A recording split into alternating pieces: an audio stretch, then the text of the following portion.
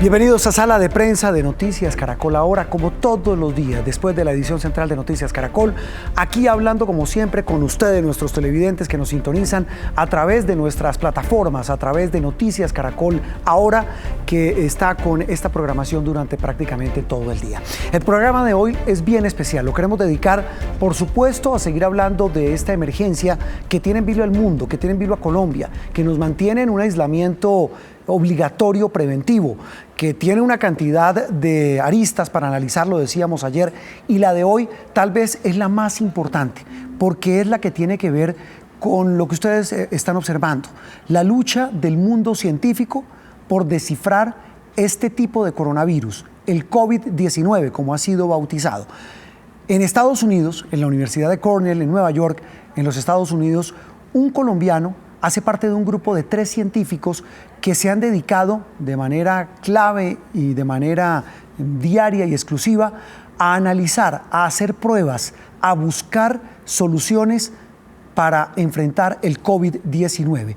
La BBC realizó en las últimas horas un artículo en el que habla de esta maravilla científica. Y digo maravilla científica porque si bien alguien dirá que no han encontrado la vacuna, que no han descifrado la forma como se propaga, o mejor, la forma como se puede frenar esa propagación de una manera distinta a la prevención, es una maravilla porque este grupo de científicos permanece casi encerrado, permanece enclaustrado en una especie de cabina de bioseguridad en esta prestigiosa universidad de los Estados Unidos para empezar a cruzar información, para empezar a trabajar y sobre todo a lo que ellos llaman, nosotros no lo manejamos, hacer lineamientos genéticos, es decir, descifrar lo más profundo de este COVID que, repito, tiene en vilo al mundo.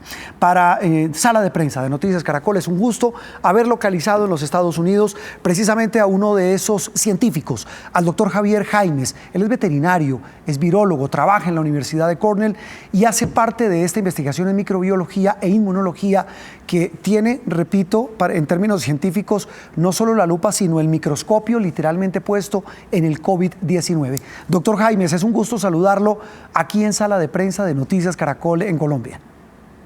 Roberto, ¿cómo está? Muchas gracias por la invitación. No, al revés, muchas gracias por salirse de la cabina donde están trabajando para ayudarnos un poco a entender este tema. Cuénteles a los televidentes en Colombia de Sala de Prensa cómo comenzó esa investigación, cuándo lo llaman a usted a decirle, oiga, hay un tipo de coronavirus que está avanzando rápidamente, hay que buscar pruebas para hacer la vacuna contra este coronavirus. Bueno, nosotros en el laboratorio trabajamos con coronavirus desde hace muchos años. Yo estaba precisamente en un proyecto que era para diseñar la vacuna contra otro coronavirus, el virus del síndrome respiratorio del Medio Oeste, el MERS. Y hacia enero de este año, tal vez creo que fue el 7 de enero, que empezamos a recibir mensajes acerca de un nuevo coronavirus para ese fin de semana que se siguió al 7. Literalmente mi correo fue la locura, o sea, todos estábamos literalmente corriendo mensajes y tratando de entender qué estaba pasando porque este virus se parecía mucho a uno que habíamos visto hace años atrás, en el 2002, que era el virus del SARS. Y para ese momento nosotros empezamos a encontrar pues similitudes que eran bastante, digamos, importantes para considerar que este virus pertenecía al mismo grupo y al mismo tiempo empezamos a encontrar otras características nuevas que eran como muy relacionadas a otros virus y que, digamos, se salían del patrón. Entonces, desde ese momento nosotros empezamos a trabajar sin pausa. Por los últimos tal vez 2-3 meses hemos estado trabajando sin pausa en tratar de entender esta enfermedad, tratar de entender específicamente cómo hace esta enfermedad para infectar las células. Doctor Jaimes, ¿qué es un coronavirus? Bueno, un coronavirus es simplemente un virus que pertenece a un grupo como tal, una familia de virus. Se conocen los coronavirus, tienen una característica morfológica que es muy específica y es que tienen un montón de proteínas o componentes virales que parecen como si fueran espículas saliendo del virus y que le dan esa estructura, esa forma de corona. Sí. Y como el término viene precisamente del latín, se le dio el nombre de coronavirus a este grupo de virus. Pero es un grupo de virus que es muy diverso, que tiene diferentes características y que también se caracteriza por infectar diferentes especies, ¿sí? Lo que hace que este grupo como tal, los coronavirus, sean totalmente diversos, sean muy diferentes entre sí, muy parecidos en ciertos aspectos, pero que tengan mucha variabilidad. Claro, mire, leyendo el artículo de la BBC extenso que hacen del trabajo que usted y sus dos compañeras, usted me corrige, una doctora de nacionalidad venezolana y otra mexicana, dice entre otras cosas que lo primero que les llamó la atención de este tipo de coronavirus, en particular del COVID-19, era la velocidad preocupante, y leo textual, cómo se propaga. ¿Qué diferencia tiene en esa velocidad frente a los otros coronavirus que ustedes han investigado? Digamos que la propagación de este nuevo coronavirus, digamos, nosotros la medimos específicamente en el número de personas que se pueden ver infectadas a partir de una persona que tiene el virus, ¿sí? Sí. Y en el caso de este nuevo coronavirus se ha estimado que el número de personas que pueden llegar a estar infectadas por cada persona que tiene el virus está alrededor de los 3, incluso hasta 4 personas, ¿sí? Eso quiere decir que es casi el doble, un poco más del doble de lo que hace, por ejemplo, el virus de influenza, que causa la gripa, ¿sí? Y es mucho más de lo que hacía también el virus del SARS hace 18 años, ¿sí? Entonces esa fue una característica que inmediatamente llamó la atención a nosotros, y es precisamente la razón por la cual nosotros decidimos estudiar específicamente ese elemento del virus que es diferente y que nosotros creemos que es la causa de por qué este virus puede pasar tan fácilmente de una persona a otra. Y es un elemento muy pequeñito, un cambio muy pequeñito, pero es único en este virus, que solamente lo habíamos visto en otro virus anteriormente, que es el virus del MERS, el síndrome respiratorio del Medio Oeste, pero que en este caso parece otorgarle la capacidad a este nuevo coronavirus de pasar fácilmente de una persona a otra. Sí, mire, doctor, me recuerda usted, hablamos con el doctor Javier Jaimes, colombiano, está en este momento en la Universidad de Cornell en Nueva York y hace parte de un muy selecto grupo de científicos que está estudiando este COVID-19. Usted me dice que primero le llamó la atención la propagación. ¿Cuánto llevan ustedes estudiándolo, analizándolo? Literalmente desde que empezó la emergencia. Hemos perdido la comunicación, ya en instantes vamos a retomarla. Mire, algunos datos para ustedes mientras recobramos la comunicación con el doctor Javier Jaimes. Lo primero que hay que decir, dice este artículo de la BBC, es que ellos en esa cabina donde están, no es esta imagen, es algo parecido, con trajes similares, donde están analizando esas pruebas, y lo decía hace un instante el doctor Jaimes, lo que más les ha llamado la atención es la propagación. Tengo de nuevo al doctor Jaimes. Le preguntaba, usted dice que desde que empezó la propagación en China empezaron a analizarlo. Sí, señor, desde que se liberó por primera vez la secuencia y se reportó el aislamiento a comienzos de enero, desde ese momento empezamos a trabajarlo. La secuencia genética nos permite a nosotros, primero predecir ciertos, digamos, eventos que van a pasar con el virus, y al mismo tiempo nos permite utilizar herramientas para, por ejemplo, producir partes del virus de forma sintética, y es lo que nosotros utilizamos en el laboratorio en las fases iniciales. Realmente el trabajo con el virus como tal es la fase final, ¿sí? En las fases iniciales nosotros estudiamos principalmente proteínas, componentes virales, el genoma del virus, y eso es lo que nosotros analizamos en el laboratorio. Y de ahí sí partimos a otro sistema, que es un sistema, digamos, intermediario, que nosotros llamamos, que es básicamente un sistema en el cual nosotros podemos estudiar el virus sin las condiciones de seguridad que usted describía al comienzo. Y por último pasamos realmente al virus como tal. Y pasar al virus como tal implica para nosotros entrar a esa área de bioseguridad tipo 3, tener que utilizar todo el equipamiento específico para poder trabajar con el virus. Nosotros normalmente esa es la fase final de cada experimento que hacemos.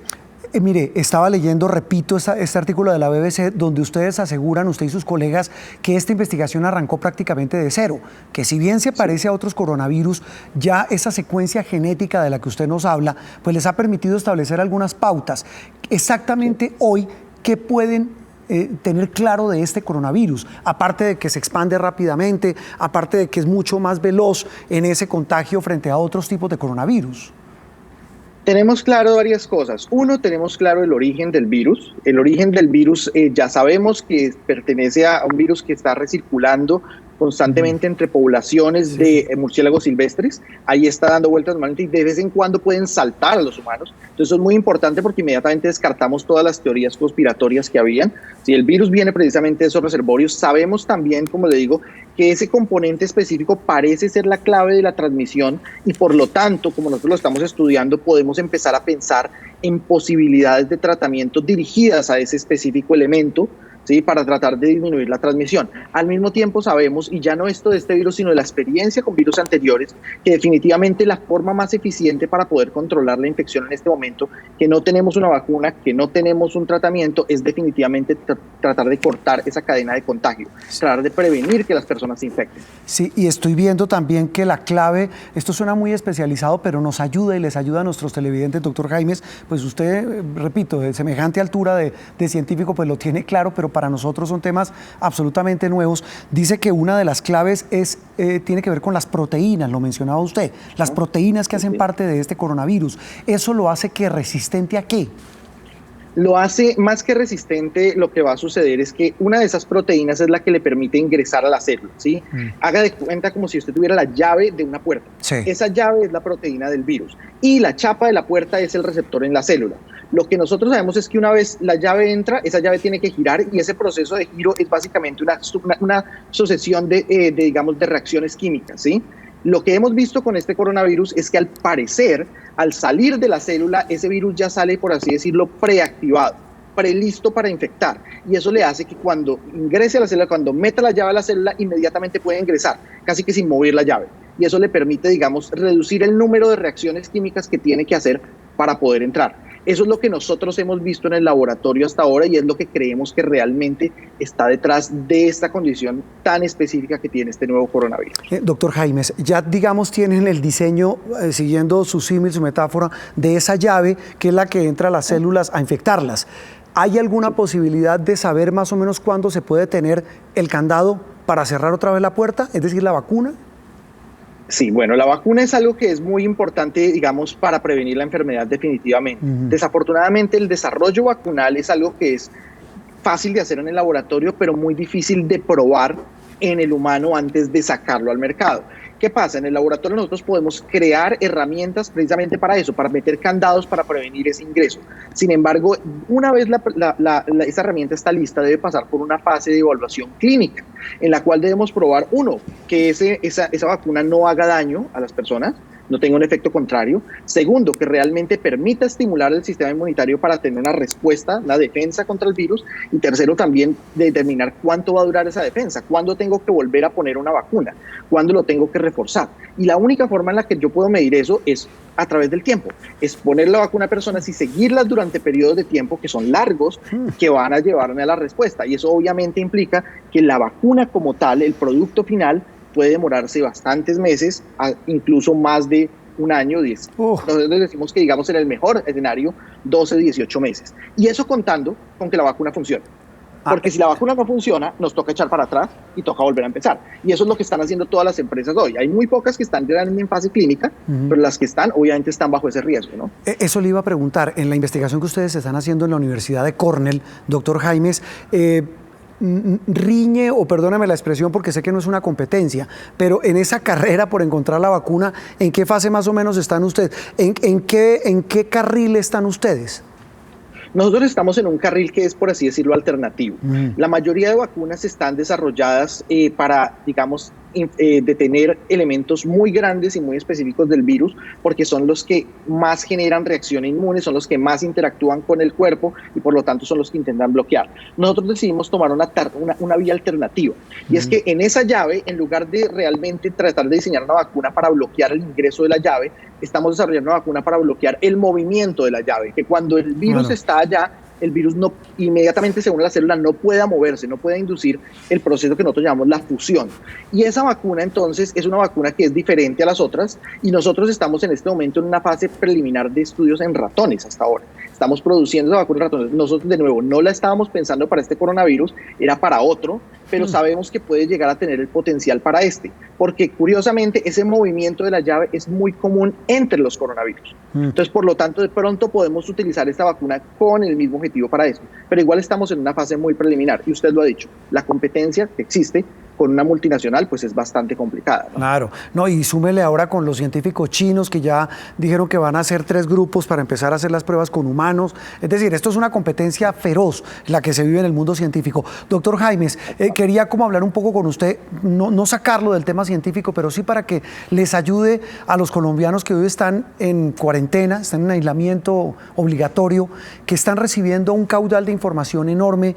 que están recibiendo también muchos datos con mucho miedo en medio de todo, los que tienen que salir a la calle, los que lo hacen porque les toca salir por su trabajo, por la naturaleza de su labor, los que lo hacen por inconsciencia, también lo hacen. ¿Uno qué les puede decir frente al tema de la velocidad de propagación, frente a la facilidad de contagio que tiene este tipo de coronavirus COVID-19? Mire, como le comentaba anteriormente, en este momento no tenemos ninguna otra herramienta que nos permita como tal enfrentar la enfermedad. La única herramienta que tenemos es tratar de romper la cadena de contacto. ¿Y eso cómo se hace? Literalmente aislando a las personas, tratando de prevenir que una persona infectada le pueda pasar el virus a una persona que es susceptible. Entre más personas se infecten y entre más personas se infecten al tiempo, hay mayores consecuencias. Uno, porque pues va a aumentar la población de casos, y dos, porque esas personas que son muy susceptibles, las personas adultas, las personas con problemas inmunológicos, con problemas de tensión, etcétera, esas personas que son muy susceptibles, si se infectan todos al tiempo, los servicios de salud no van a poder responder. Los servicios de salud van a colapsar. Entonces, entre más se demore ese proceso de transmisión, entre más logremos hacer que esa transmisión sea lenta, ¿sí?, mayores probabilidades hay, uno, de que el virus se logre contener, porque más personas van a tener inmunidad y van a poder empezar a funcionar como protectores contra el virus. Y también vamos a poder prevenir que muchas personas muy susceptibles puedan llegar a realmente a fallecer por esta infección. Esta es una pandemia que es atípica con mucha información, un influjo de información enorme y poca capacidad de filtro para las personas. Entonces, digamos, la labor de nosotros los científicos es realmente tratar de llevarles ese mensaje claro a las personas y hacerles entender que, a pesar de que pueda parecer tonta la medida de estarse en casa, es la única herramienta en este momento que nosotros tenemos para tratar de prevenir y controlar esta infección. Y hay que tener en cuenta algo para terminar, doctor Jaimes, y es que lo que dicen muchos científicos, muchos especialistas, epidemiólogos, infectólogos, es que, digamos, el pico de contagio en Colombia está por llegar. Es decir, si este es el momento crucial para quedarse encerrado. Exactamente. Este es el momento para prevenir que ese pico sea lo suficientemente alto para que colapse los sistemas de salud y para que tengamos altas tasas de mortalidad, simplemente porque no podemos no podemos darle el tratamiento que necesitan esas personas que realmente lo van a necesitar, simplemente porque están llegando todos al tiempo. Sí, me queda un minuto, pero quería simplemente, pues es que escuchándolo a usted, pues le da un orgullo que un compatriota esté metido en semejante proyecto. ¿Usted de dónde es? Yo soy bogotano. ¿Cuántos años tiene? Yo tengo 37 años. Bogotano y colombiano. ¿Cuánto lleva en Estados Unidos? En Estados Unidos llevo desde el 2014. Voy a cumplir 6 años acá. Acá hice mi doctorado y ya me quedé, luego me dieron una oportunidad de trabajo acá. Sí. ¿Doctorado en? En microbiología. En microbiología. Con coronavirus en mi doctorado. Ok, es especializado en coronavirus. ¿Me dice que lleva cuántos años en Estados Unidos? Casi 6 años. 6 voy a años. cumplir. 6 años. Ok, le iba a preguntar una cosa en muy colombiano. Es que estoy leyendo en el artículo, en casa de herrero asadón de palo, y usted sabe a qué me refiero, y aquí en Colombia sí lo entienden claramente. ¿Cómo es eso que casi, en términos muy colombianos y coloquiales, casi se muere empezando esta investigación? Pues imagínese el nivel de estrés, el nivel de presión, y justamente estamos en el pico de enfermedad de influenza acá en el estado de Nueva York. Pues efectivamente me dio influenza después de no dormir varios días, y la influenza me complicó en neumonía. Estuve realmente bastante, digamos, enfermo. Tuve que salir del laboratorio por unos cuantos días, no solo porque no podía ir, sino también porque era un riesgo de contagio para otros. Pero pues bueno, esos son los gajes del oficio. Esas son las cosas que pasan a veces cuando uno está en esto. Sí, cuando uno está en semejante labor como la suya. ¿Está aislado en este momento? ¿Está en este momento, el día de hoy y mañana voy a estar aislado por otra situación muy, muy particular que nos pasó en el laboratorio. ¿Cuál? Un restaurante en la ciudad tuvo un cocinero que dio positivo a la enfermedad y algunos de nosotros fuimos. Entonces nos obligaron a estar hoy y mañana, solo hoy y mañana, fuera del laboratorio mientras tenemos resultados de test. Una pregunta de lo más tonta, sí, pero señor. Es que ¿usted le tiene miedo a los coronavirus? ¿Lo lleva estudiando tanto tiempo? Hay algunos a los que sí. Precisamente al virus del MERS no me lo quisiera encontrar. Una mortalidad del casi 40%. ¿Este COVID?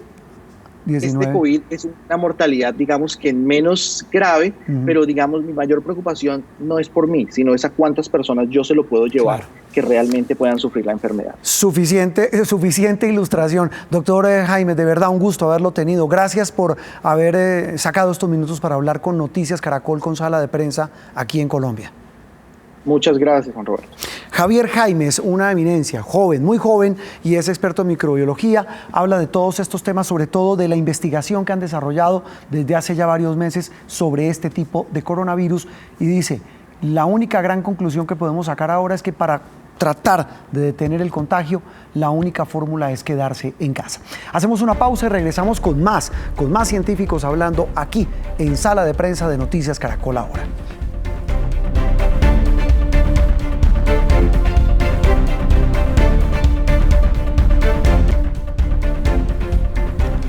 Muy bien, regresamos a Sala de Prensa de Noticias Caracol y en nuestro segundo segmento intentamos analizar ahora, lo hacíamos en el primero, temas muy especializados, científicos, con un científico colombiano que está en Estados Unidos intentando seguir la ruta genética de este COVID-19. Ahora hablamos de otra arista científica y es la que tiene que ver con la ya conocida curva de contagios en el tiempo. Y para eso hemos invitado a otro científico, el médico cirujano Camilo Prieto. Doctor Prieto, gracias por estar en Sala de Prensa de Noticias Caracol. A ustedes buenas noches y bueno, muy contento de poder compartir este espacio y tratar de que hagamos la mayor pedagogía posible. Me alegra saludarlo. El doctor Prieto es de la Universidad Javeriana, es médico cirujano y está liderando, la explicación para nuestros televidentes, un grupo muy interesante, interdisciplinario, para tratar de entender, repito, esta curva de cifras de contagio y el tiempo en que se han presentado. Estoy aquí viendo, doctor Prieto, la cifra de hoy. Estamos viendo que ya estamos en 491 casos, ¿no? Hoy se reportaron 2 fallecimientos más y estamos hablando de, usted me corrige, ¿cuántos casos nuevos? 20 casos más se presentaron desde el reporte anterior, que era el de ayer, el que entregó el gobierno con el de hoy. Este cálculo, estas cifras y estos decesos, ¿qué les dicen a ustedes los integrantes de este grupo interdisciplinario? Bueno, yo creo que hay que tener en cuenta algo porque entiendo la ansiedad de las personas en querer ver unos cambios en la curva muy rápidos. Cuando hablamos de curva estamos hablando de la proyección en el tiempo del número de casos diagnosticados.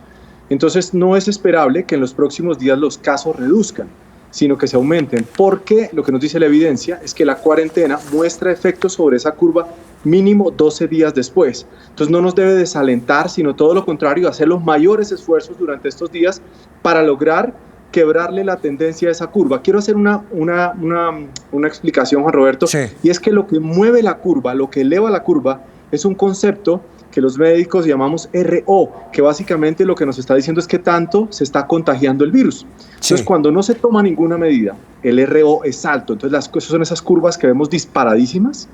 Y lo que logra la cuarentena es coger ese RO, el índice básico de reproducción, y jalarlo, o sea, reducirlo y llevar la curva hacia abajo. Entonces esto no nos debe llevar a suspicacias, por un lado, de pensar, no, es que nos están ocultando los datos. No, hay que entender que quienes están en el Instituto Nacional de Salud, muchos de ellos, me consta, ni siquiera almuerzan por hacer bien su trabajo. Creo que hay que dar unos días para ir conociendo cómo va evolucionando esa curva y seguramente ahorita que llegan los test rápidos a Colombia a partir del 1 de abril, es muy posible que se detecten muchos más casos y tengamos un mayor número de contagios reportados. Mire, doctor Prieto, llevamos 2 días de cuarentena, de aislamiento preventivo obligatorio y llevamos ya sumando casi una semana con las medidas que habían tomado los alcaldes. Con ese tiempo, ¿es imposible hoy que ese RO nos dé algún cálculo de que se están haciendo las cosas correctamente, de que en efecto se está frenando el contagio, o todavía muy pronto? Para reiterar ese argumento que usted me acaba de dar. Ok, hay que pensar que todo lo que hablemos siempre relacionado con la pandemia debe estar basado en la evidencia. Aprovecho la oportunidad para decirle a los televidentes que eviten compartir información que no saben de dónde proviene. Siempre información académica y de fuentes oficiales. Respecto a esto hay que dejar muy claro, en este momento es especulación hablar si nos ha funcionado o no. Lo esperable es que funcione, porque cuando hacemos la revisión de la evidencia disponible en la literatura, lo que uno encuentra es que en este momento lo más efectivo para detener o disminuir la velocidad de expansión de la pandemia son medidas no farmacológicas, repito, no son medicamentos, no son vacunas, que de hecho no existen aún, ni medicamentos que prevengan el contagio, sino justamente son dos cosas, Juan Roberto, lo que disminuye ese RO. Uno, medidas de higiene como el lavado de manos, y segundo, la cuarentena. El confinamiento se ha determinado como la herramienta más potente para disminuir el RO, lo que se traduce en una disminución de la velocidad del contagio. Doctor Prieto, ¿por qué dicen ustedes o dice usted que hasta dentro de 12 días se sabrán los resultados de esta cuarentena, este RO, este índice básico de reproducción? Bueno, hay varias cosas. Lo primero es que en este momento estamos conociendo los resultados con un retraso, ¿sí? Con un diferimiento, porque los resultados que se están procesando hoy se han de hace 3, 4 o más días. Eso es el primer factor. Segundo, las personas, los seres humanos, nos demoramos en expresar los síntomas. Entonces, de pronto, una persona que se contagió hace 7 días todavía no ha manifestado los síntomas, o hace 10 días. Entonces, fíjense que cuando uno hace esa relación en el tiempo, y hay unos estudios muy interesantes de publicaciones chinas, en donde se ve en Wuhan qué es lo que pasa. Cuando viene el confinamiento, se siguen disparando los casos, pero pasadas 2 semanas empieza a haber una reducción de los mismos. Por eso no debemos desconfiar en los resultados que en este momento están arrojando las instituciones oficiales, sino comprender que ese ascenso de los casos va a continuar sistemáticamente durante unos días. ¿Y cuándo vamos a lograr quebrar la curva? Lo que esperamos es que pasados unos 12 días o cuando ya se termine la cuarentena, podamos ver el quiebre de la curva. Sí quiero decir algo basado en la evidencia. Esto que voy a decir no es una opinión personal, sino que hemos visto el comportamiento del virus en otros países, es que es posible que Colombia repita un periodo de cuarentena. No, esa parte me la repite, doctor Prieto. Es decir, sí, claro que basado en la evidencia. ¿En cuál evidencia? ¿Desde ahí? Listo. ¿En cuál evidencia? Bueno, en los estudios que se han visto, por ejemplo, de cómo evoluciona la curva en países como Italia, cómo evoluciona en España, en donde sí se alcanza una reducción de ese RO, pero no alcanza a ser suficiente como para pensar que ya se tiene un control sobre la pandemia en los diferentes países. Ajá. Entonces es posible, o sea, esa posibilidad tenemos que tenerla presente los colombianos. La posibilidad, lo interrumpo, es de que apenas termine esta cuarentena, ¿tendremos que entrar en otro periodo de cuarentena?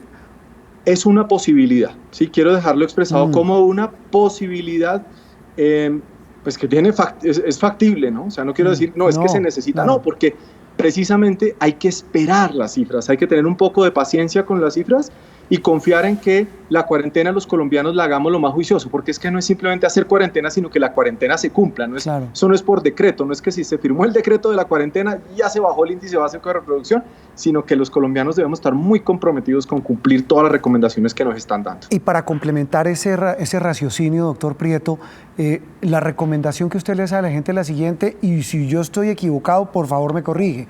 Si estamos en este momento en aislamiento, como estamos millones de colombianos, se supone que todos, pero millones de colombianos, se acaba el 13 de abril.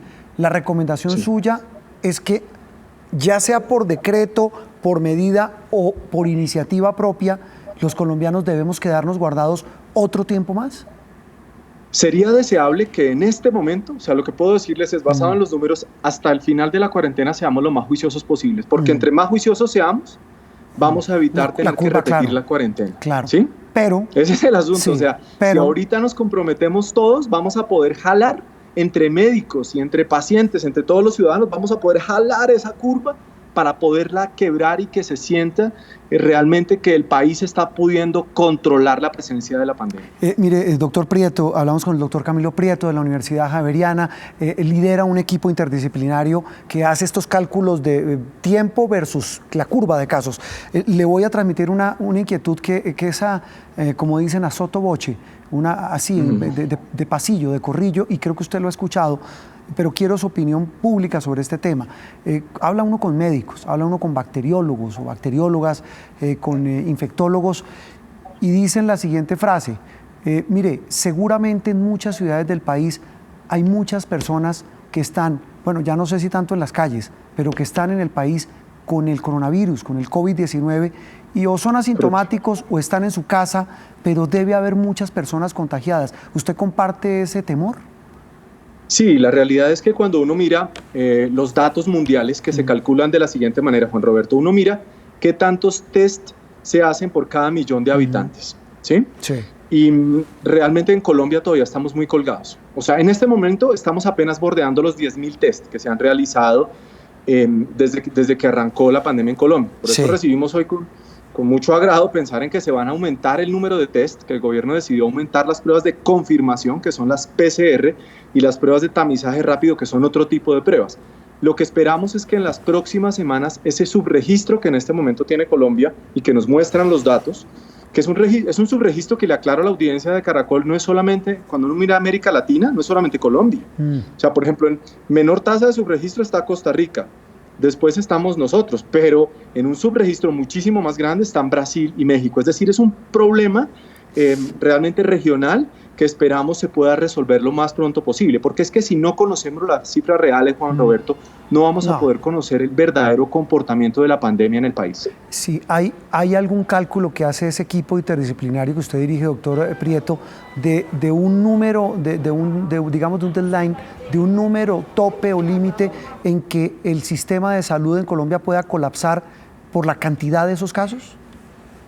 Sí, y me atrevo a decirlo basado en matemáticas, lo que hablar son matemáticas, no es producto de la adivinación, quiero aclararlo. La ciencia que genera estos conceptos se llama bioestadística. Lo que nosotros hemos calculado, lo que hemos calculado en la proyección es que cuando estemos bordeando los 24.000 casos, el sistema de salud en Colombia, estamos hablando específicamente de las camas de cuidado intensivo, ahí se van a ver desbordadas. Y voy a dar las razones muy rápidamente. Cuando tengamos 24.000 casos, se supone que de esos 24.000 el 5% equivalen a casos críticos. Es decir, estamos hablando, cuentas gruesas, 1.200. 1.200. Es decir, 1.200 personas que van a necesitar cama en UCI. Y uno dice, Colombia, ¿perdón? No, adelante. Es que excúseme, pero es que la cifra es escandalosa. Por Dios, ¿podemos llegar a esos 24? ¿24.000? Lo puedo decir públicamente porque esto es información que pueden encontrar en la página del Instituto Nacional de Salud. La proyección del Instituto Nacional de Salud conservadora, con un RO conservador, es que en el total, no nos dice cuándo, nos dice si en 6 meses, si en 8 meses, en un año, es que en Colombia haya 3.9 millones de contagiados. Aclaro que 3.9 millones de contagiados según el Instituto Nacional de Salud, no según nosotros. ¿En el mundo? Según el Instituto Nacional de Salud. ¿En el mundo? No, en Colombia. ¿En Colombia? 3.9 millones, pero voy a aclarar algo. Contagio no quiere decir enfermedad. Y repito para que la audiencia le quede claro. Pero tiene el virus. Sí, pero no quiere decir que se enferme. Claro. ¿Sí? O sea, cuando yo hablo de contagio, técnicamente es una persona que puede entrar en contacto con el virus, pero no desarrolla la enfermedad. O sea, lo porta. Por eso dije 3.9 millones de contagios. Claro. ¿Sí? Que es lo que proyecta el Instituto Nacional de Salud. Y de hecho, para quienes estén interesados, en uno de los últimos decretos que firmó el presidente de la República, ahí está el cuadro, está el cuadro de potenciales contagios. Entonces, cuando pensamos en las camas, volvamos al tema de las camas de UCI, Juan Roberto. Y los 1.200 críticos. Ahí voy, exacto. Entonces, voy a redondear las cifras para que sea más fácil la comprensión. Colombia puede tener alrededor de unas 6.000 camas de UCI, voy a redondear la cifra, alrededor de 6.000 camas. Tiene una ocupación promedio del 80%. Entonces, cuando yo les saco el 80% y digo, ¿cuánto me quedó libre? 1.200, ¿verdad? Claro. Porque el 20% de 6.000 son 1.200. Y yo hace un ratico dije que si llegábamos a 24.000, el 5% eran 1.200. Entonces, miren cómo se conectan las cifras. Claro. Entonces, palabras más, palabras menos. Al superar los 24.000 pacientes, ¿sí? No contagios, porque contagios ya dijimos que no necesariamente tienen la enfermedad, sino pacientes, en ese instante se puede desbordar la capacidad de atención. Entonces, lo que le hemos insistido a la ciudadanía es que el asunto no es tanto el número. Seguramente mucha gente, y muchos podemos contagiarnos, muchos. El asunto no es el número, el asunto es a la velocidad que se dé ese número.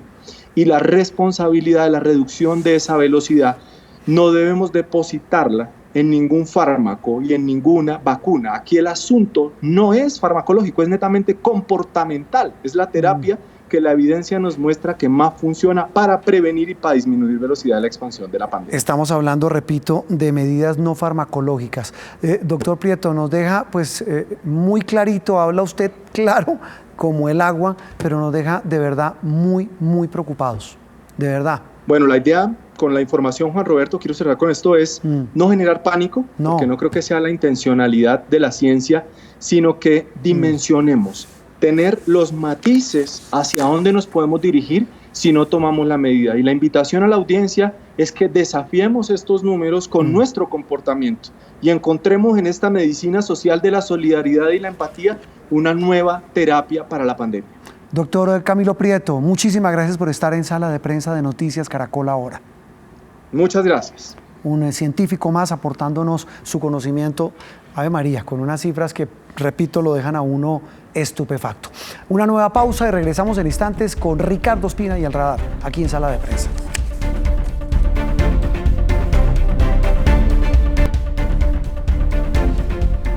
Regresamos a Sala de Prensa de Noticias Caracol. Cerramos con El Radar de Ricardo Ospina, que hoy habla de la otra noticia del día. Como en el lejano oeste, Estados Unidos ofrece recompensa por Nicolás Maduro y por los disidentes de las FARC que están siendo protegidos en Venezuela. Ricardo.